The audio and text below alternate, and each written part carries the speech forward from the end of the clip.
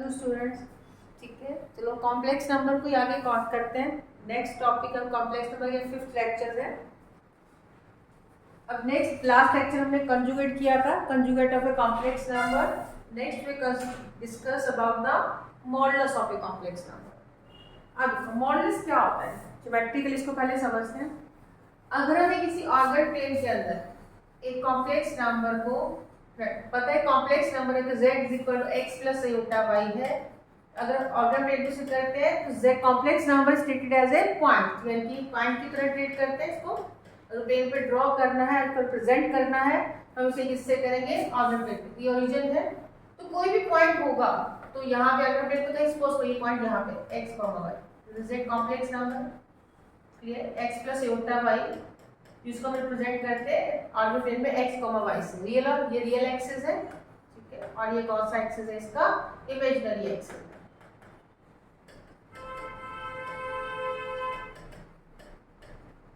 Modulus क्या, modulus होता क्या है, ठीक है। किसी भी कॉम्प्लेक्स नंबर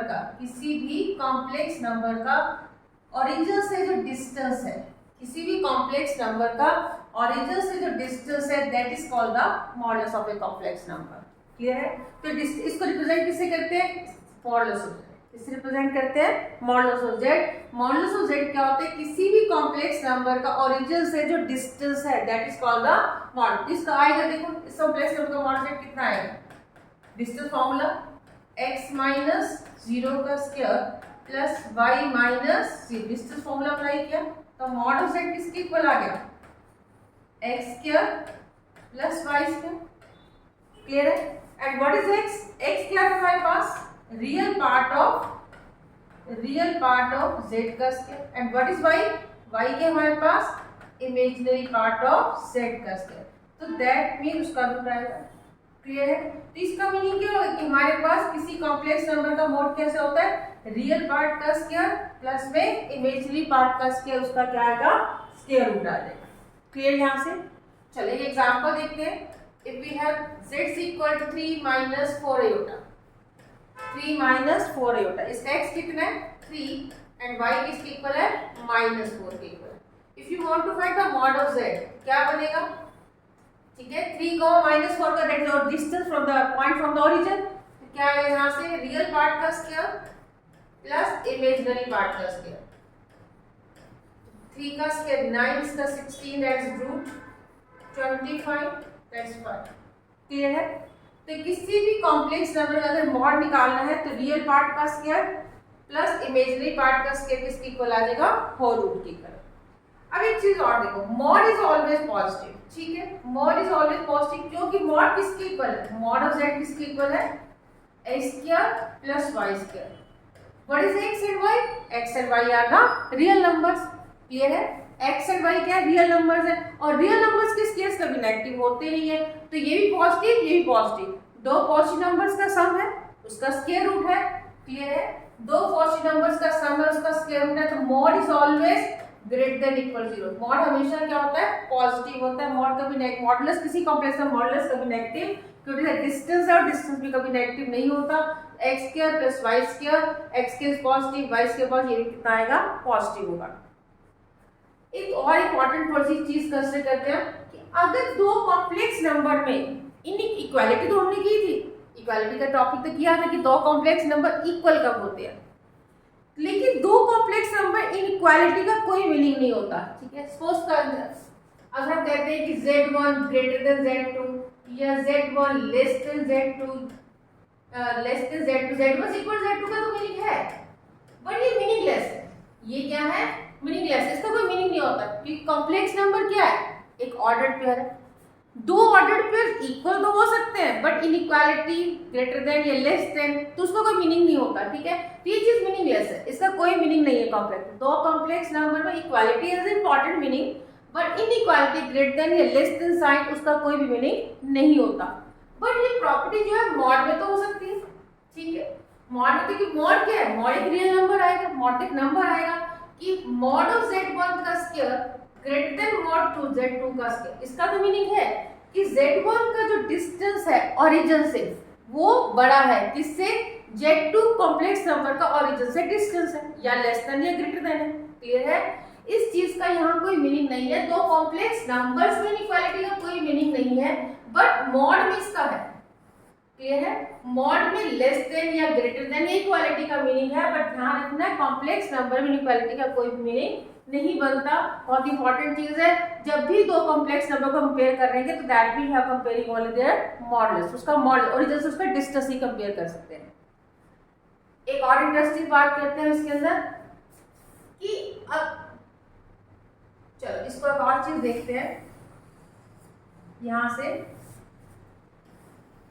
क्या कभी इन बट कंडीशन भी ऐसे कितने कॉम्प्लेक्स नंबर जिनका मॉड इक्वल भी हो सकता है। इक्वालिटी की तो बात कर ली हमने, लेकिन कई ऐसे कॉम्प्लेक्स नंबर भी जिनका मॉड क्या होगा, इक्वल होगा, जिनका ओरिजिन से डिस्टेंस क्या होता है, इक्वल होता है।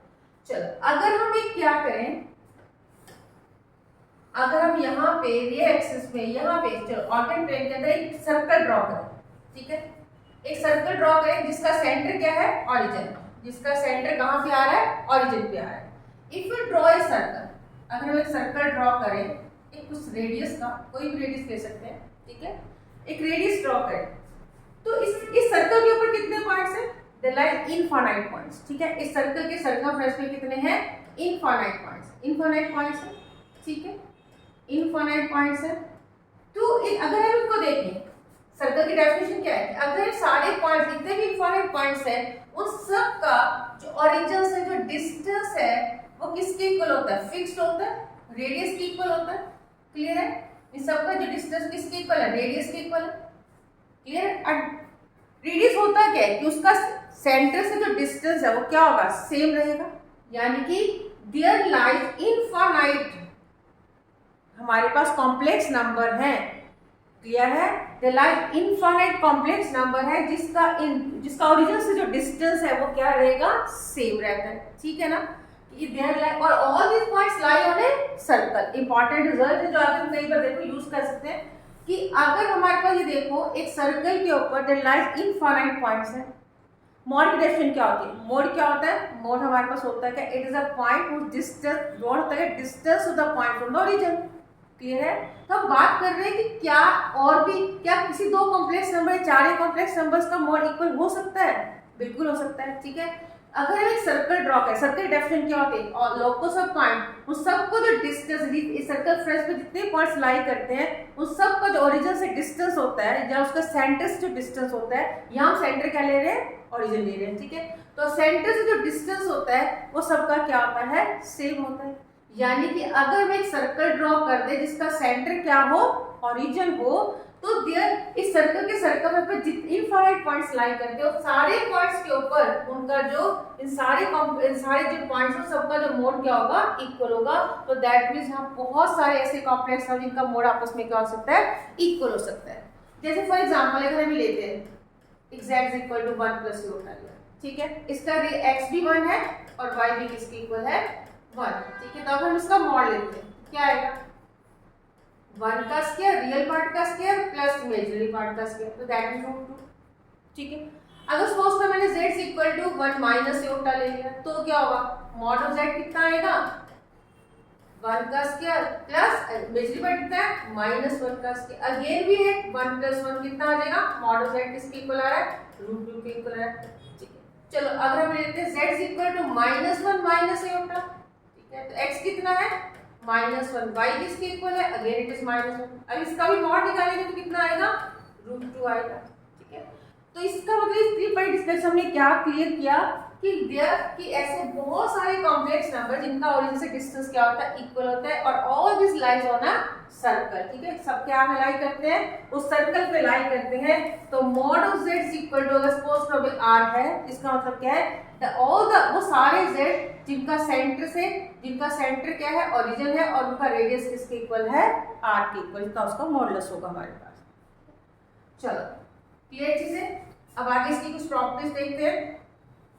क्या कहता है कि अगर mod of z equal to 0 है तो दैट मींस जो z है वो भी कॉम्प्लेक्स नंबर भी क्या होगा, 0 होगा। चलो देखते हैं मॉड z, अगर सपोज कर z जिसमें x प्लस a उल्टा y ले लिया, तो मॉड z क्या होता है, रियल पार्ट का स्क्वायर प्लस इमेजिनरी पार्ट का स्क्वायर, यही होता है मॉड ऑफ z। अगर हम कहते हैं कि मॉड 0 है, ठीक है, मॉड 0 है, दो पॉजिटिव नंबर्स का सम जीरो कब होता है? जब दोनों ही जीरो हो। क्लियर है? ये भी पॉजिटिव, ये भी पॉजिटिव, क्योंकि square can never been negative. ठीक है, अगर ये भी दो पॉजिटिव नंबर्स का सम कब जीरो होता है?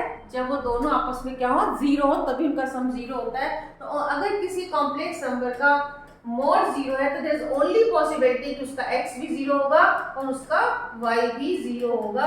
अगर x एंड y दोनों ही जीरो है तो that mean that complex number क्या होगा? जीरो होगा। z equal zero plus zero होता होगा। क्लियर है? तो दैट मीन अगर किसी भी कॉम्प्लेक्स नंबर का अगर मोड जीरो है तो दैट नंबर क्या होगा? हमारे पास उसका रियल पार्ट भी जीरो है और उसका इमेजिनरी पार्ट भी क्या होगा? जीरो हो जाएगा।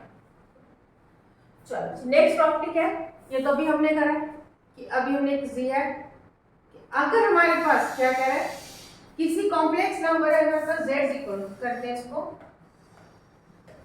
अगर हमारे पास z किसके इक्वल है? x प्लस a होता है, इसका मॉड क्या होगा? रूट में x square plus y square. किसी इसका कंजुगेट क्या होगा? x माइनस a होता है। इफ यू टेक, अगर मैं इसका मॉड लेते हैं तो क्या बनेगा? x का स्क्वायर प्लस माइनस वाई का square. Again we had x square plus y square. Clear? अगर हम माइनस जेड लेते हैं तो माइनस जेड क्या होगा? Minus x minus iota y. अगर हम इसका मॉड लेंगे तो क्या बनेगा? रूट में माइनस एक्स का स्क्वायर प्लस रूट में माइनस वाई का, फिर नेगेटिव का स्क्वायर पॉजिटिव एक्स का स्क्वायर प्लस वाई का स्क्वायर। तो अब देखो इन ऑल द केसेस मॉड सब में सेम आया, z का मॉड ऑफ z भी वही था, z की कंजुगेट का मॉड भी वही आया। ठीक है, और माइनस z का मॉड भी हमारे पास वही आया। तो अगर कि z का मॉड ले लो, इसके कंजुगेट का मॉडस ले लो या माइनस z ले लो, in all the cases with उसका जो मॉडुलस वैल्यू होगी वो क्या होगी? सबकी सेम हो जाएगी। अच्छा ठीक है, दो प्रॉपर्टीज होगी। एंड द नेक्स्ट प्रॉपर्टी क्या है? मॉड ऑफ z और z2 इसमें मल्टीप्लिकेशन, अब जैसे कंजुगेट में किया था, कंजुगेट में क्या था? कंजुगेट की प्रॉपर्टी में क्या कहते हैं? कंजुगेट क्या कहता है? जब प्लस करो या माइनस करो या मल्टीप्लाई करो डिवाइड करो, कंजुगेट कहता है कि तुम सबका आपका कंजुगेट अलग अलग हो जाता है। ठीक है, हर बंदा अपना अपना कंजुगेट ले लेता है। क्लियर ना? प्लस पहले करो कि मोड बाद में करो, कोई फर्क नहीं पड़ता। क्लियर? बट मोड में ध्यान रखना कि मॉडुलस के अंदर ही चार प्रॉपर्टी सेटिस्फाई नहीं करती हैं। इसमें सिर्फ किसमें होती है? सिर्फ मल्टीप्लिकेशन में और डिवीजन में होती है। क्लियर है? किसमें होती है ये? सिर्फ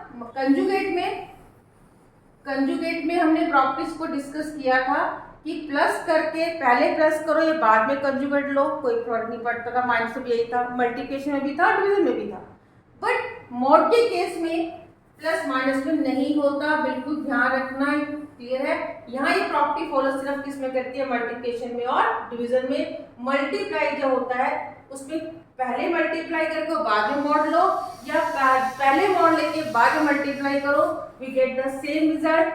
एंड डिवीजन में भी यही होता है, बट प्लस माइनस में नहीं होता। क्लियर है? आपने ये नहीं कर देना mod of z1 plus z2 is equal to mod of z1। हो सकता है बट हमेशा ऐसा नहीं होता। क्लियर है? तो ये प्रॉपर्टी यहाँ फॉलो नहीं होगी। यहाँ रखना है सिर्फ कंजुगेट में होती है, यहाँ नहीं होगी। क्लियर? उसके बाद दैट द मोस्ट इंपॉर्टेंट, पूरा कंजुगेट जो है एक दो प्रॉपर्टीज के ऊपर ही हो रहा है। ये हमें वहां पे कंजुगेट भी प्रॉपर्टी करी थी। ध्यान दें, z plus z bar is equal to mod of z, हमने कंजुगेट में भी करी और यहाँ पे भी ये प्रॉपर्टी को फॉलो करेंगे। किसी भी कॉम्प्लेक्स नंबर में उसके कंजुगेट को अगर हम मल्टीप्लाई करते हैं तो क्या आता है? मॉड ऑफ z का स्क्वायर आता है। कैसे? देखो अभी ये प्रॉपर्टी कंजुगेट में करिए, x प्लस योटा y को अगर हम मल्टीप्लाई करते हैं किससे? उसके कंजुगेट से, क्या आता है? x का square minus aorta square y square, x का square minus aorta square y square. किसी भी कॉम्प्लेक्स नंबर को उसके कंजुगेट से मल्टीप्लाई करते ही आता है। ठीक, और अभी हमने कहा कि मॉड ऑफ z किसके इक्वल होता है? रियल पार्ट का स्क्वायर प्लस इमेजिनरी पार्ट का स्क्वायर। अगर हम मॉड ऑफ z का स्क्वायर कर दें तो किसके इक्वल आ जाएगा? मॉड ऑफ z का स्क्वायर करते तो क्या आएगा? x का स्क्वायर प्लस में y का स्क्वायर आएगा। ठीक है, तो ये भी ये क्या बन गया? z प्लस z को z कंजुगेट से मल्टीप्लाई क्या होता है? मॉड ऑफ z का स्क्वायर आता है। बिल्कुल बेटा इसको हाईलाइट करके लिख लो, बहुत इंपॉर्टेंट प्रॉपर्टीज हैं कि किसी भी कॉम्प्लेक्स नंबर को उसके कंजुगेट से मल्टीप्लाई कर दो तो we get the mod of z का स्क्वायर आपके पास आ जाएगा। यही प्रॉपर्टी कंजुगेट में भी की थी। कंजुगेट में हमने क्या किया था, किसी कॉम्प्लेक्स को करो तो रियल पार्ट का स्क्वायर प्लस इमेजिनरी पार्ट का स्क्वायर आता है, बट यहाँ पे क्या है, उस रियल पार्ट का उसको हम क्या बोलते हैं, मॉड ऑफ z बोलते हैं। इसलिए इसको क्या कर दिया, फिर किसी इसको मल्टीप्लाई करके we get the mod of z का स्क्वायर आपके पास आ जाएगा। क्लियर है? बस मॉड में अभी तो इतना ही है कि जी प्रॉपर्टीज है उसकी ज्योमेट्रिक उसकी इंटरप्रिटेशन थी। अब एक क्वेश्चन देखते हैं इसका क्या कह रहा है। 1 plus aorta 1 plus 2 iota 1 plus n iota is equal x plus aorta show करना है, प्रूव करना है। देखो जी ये क्वेश्चन हम दोनों तरह से करते हैं, कंजुगेट की हेल्प से भी कर सकते हैं और मॉड की डेफिनेशन से भी कर सकते हैं। ठीक है, क्वेश्चन दोनों तरह से कर सकते हैं। चलो अगर हम इसको मॉड की डेफिनेशन से करते हैं, टेकिंग मॉडल्स बहुत सारे, ठीक है, टेकिंग